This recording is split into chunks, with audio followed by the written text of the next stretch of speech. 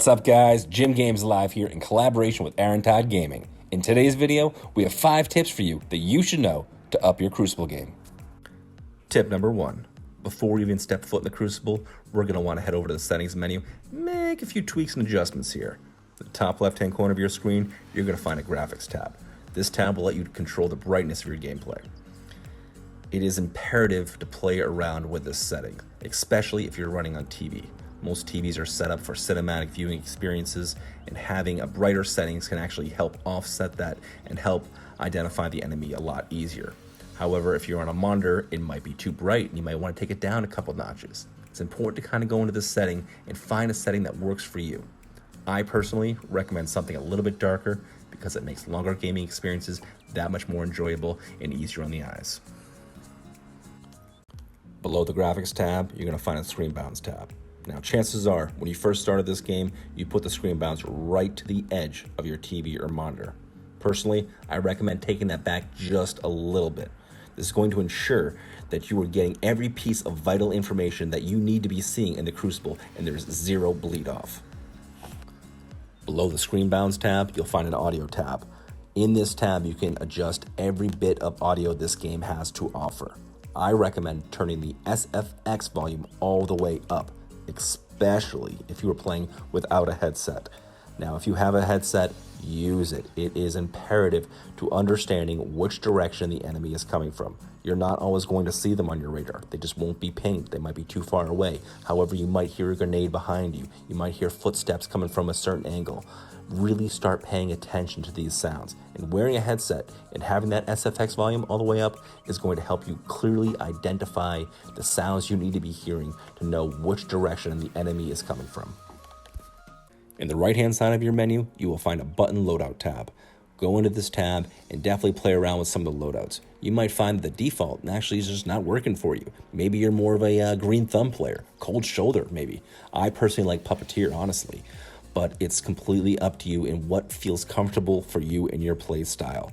Now, if you have something like a scuff or any of these sort of modded controllers you see nowadays, it's very important to kind of mess around with these settings because it offers a world of difference. I personally play with a scuff, and that's why I use Puppeteer. It enables me to never take my right thumb off of R3, so I don't have to worry about throwing a grenade or switching a weapon or anything of that nature. But again, it's completely up to you. Find what's comfortable for you. Find what feels natural. It's all about kind of playing around with it. Below the button layouts, you will find the look controls. Now, this tab actually directly impacts the sensitivity of your Guardian, and is also the one tab that most new players have trouble with. So I'm going to break it down here for you.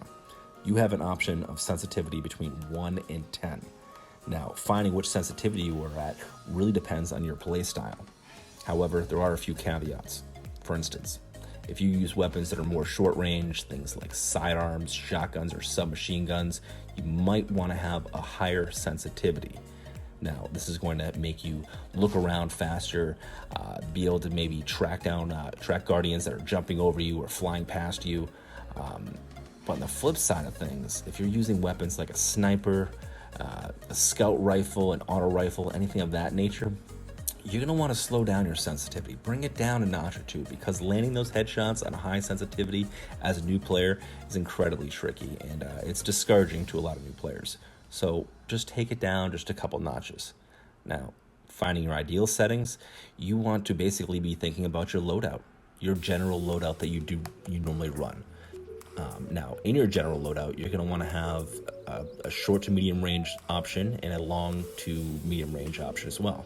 So things like, I don't know, like a scout rifle and a shotgun, a sidearm and, a sniper. Things that will counter shotgun pushers, but at the same point in time, you can handle guardians at a longer distance. So find 2 weapons that are kind of like that, and then you're going to want to play around. Now, here's a rule of thumb. Find a sensitivity. I recommend starting at about 5, maybe even 4 to 5 if you're a new player, and do 3 to 5 games. Now, if you're having trouble hitting your crits, if you're not hitting headshots, if you're not, landing your shots, maybe lower your sensitivity so it makes the reticle move just a little bit smoother and it's not quite as jarring. Now, if you're feeling sluggish and you can't line up your shots, maybe up your sensitivity a little bit. But again, sticking to that 3 to 5 game rule is really going to help out, because if you're changing your sensitivity every game, you're going to have a bad time. You're never really going to know how your Guardian is going to perform, and you're going to be missing your shots left and right. So really kind of stick to this. This is the most important thing, to figure out the best play style for you. So take the time to really understand it and really put the effort in, because it will help you leaps and bounds, I promise. Below the Look Controls tab, you will find the Controller Behavior tab. Now, the default in this tab is to have controller vibration on. I recommend you go ahead and turn that off. Now, I know that lessens some of the immersion of the game. However, when a Guardian is attacking you, shooting you, you are less likely to panic and just be flat out killed. Also, it helps with a counterattack as well, because when the controller is vibrating, that means your thumbs are shaking just a little bit. Now, just a little bit is enough for you to miss your shots. So I recommend turning it off and just go straight in and pay attention to your health bar. Below the Controller Behavior tab, you're going to find the Accessibility tab. Now, inside of this tab, you're going to find a Colorblind Mode. Now, you might be saying, "Oh, I'm not colorblind. This part does not apply to me." Well, listen up. It just might apply to you, because if you are a new player and you're having trouble reading your radar and having proper radar awareness, this just might be the thing that puts you over the edge and makes you understand which way the enemy is coming from.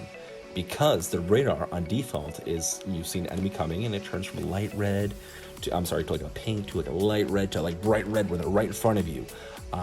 Now, sometimes people don't really pay attention to the radar until it's bright red and the enemy's already in your face, and then by that point, you've already been shotgun, man.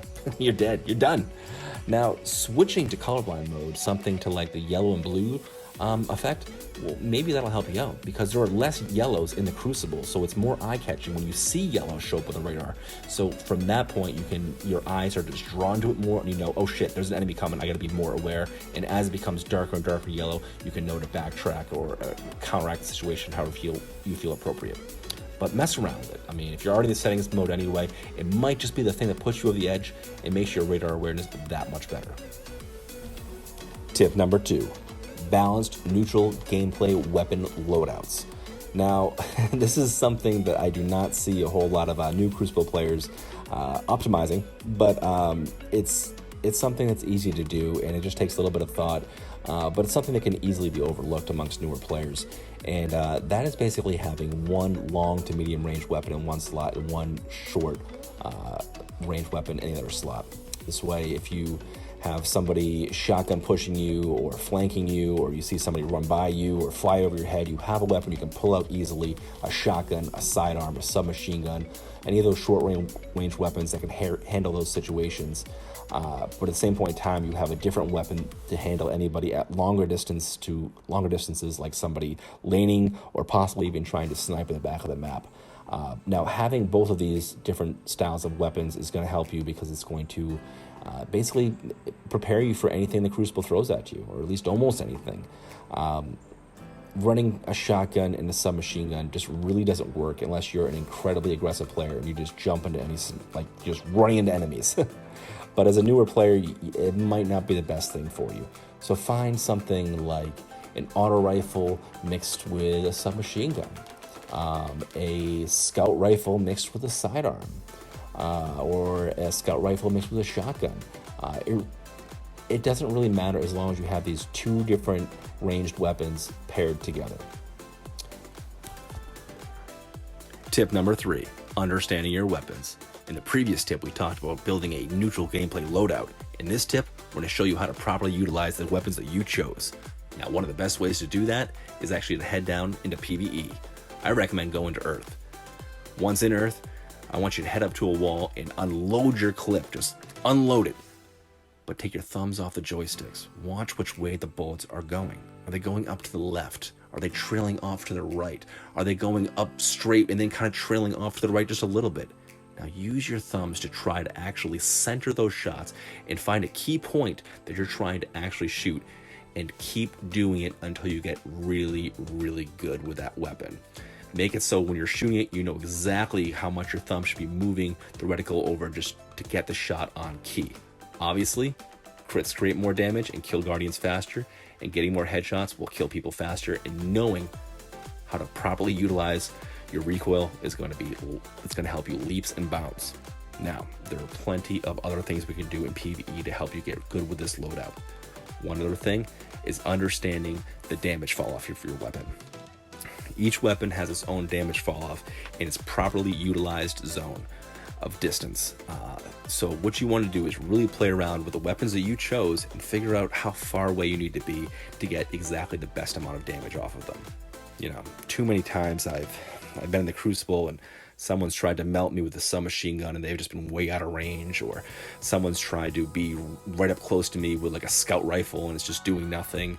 Understanding the range that you need to be at with the weapons that you chose is crucial, and it's going to help you melt people so much faster. Now, there's other things you can do as well. Understanding the handling of your weapon, what it feels like to switch between weapons, how long that takes. Is there a certain animation of that weapon when it's loading? Understanding the ADS speed or the aim down sight speeds. Understanding how your weapon performs and all these little tiny details is going to help you so much in the Crucible, because you're going to be able to understand each situation so much better. It's going to help you properly utilize how to handle each attack that's coming at you, or help you push, or whatever the case is going to be. But you can do a lot of these things in PvE, and you can do it without just getting melted and discouraged. So I hope you try it out and really understand your weapon. Tip number 4, armor mods.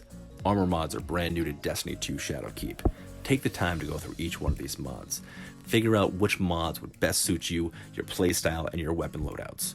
Things like scavenger perks and targeting acquisitions can be very, very beneficial in the Crucible, and they can definitely give you that edge, especially in a 1v1 type scenario.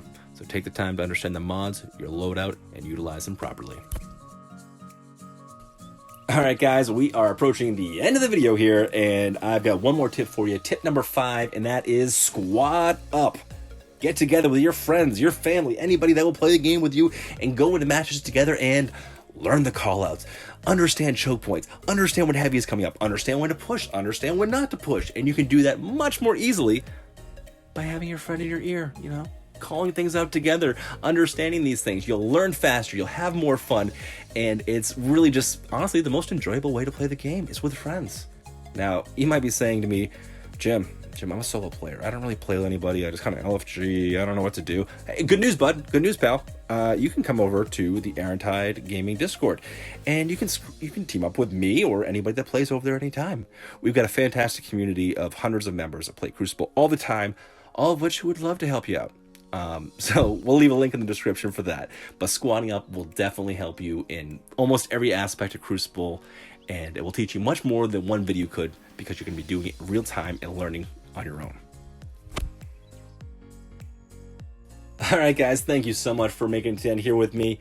If you enjoyed this content, please consider giving me a little like down below. If you'd like to see more daily content, give us a subscribe. Come on back, because I miss you. I miss seeing your face. I miss us. I miss who we were together. We had something. Come back. I miss you.